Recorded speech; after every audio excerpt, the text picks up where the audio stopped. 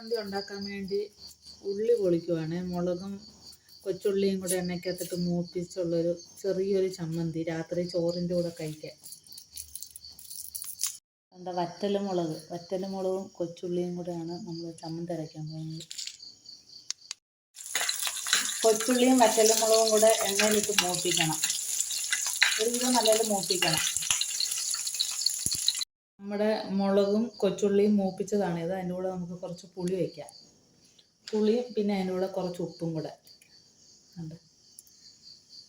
നമുക്ക് കല്ലേ വെച്ച് ചതയ്ക്കാം.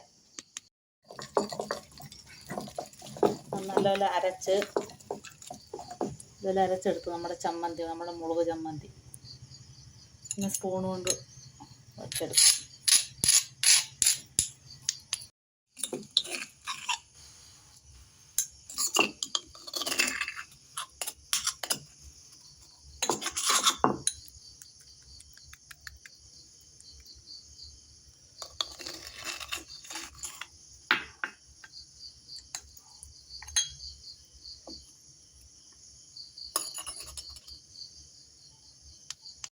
നമ്മളെ ചമ്മന്തി റെഡിയായി, മുളക് ചമ്മന്തി.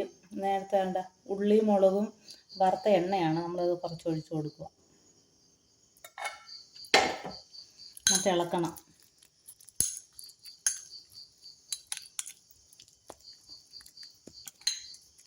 മിക്സ് ചെയ്ത്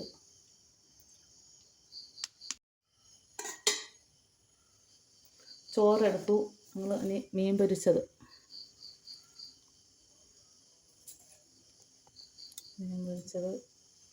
പപ്പടം കൊണ്ടുവന്നുണ്ട്.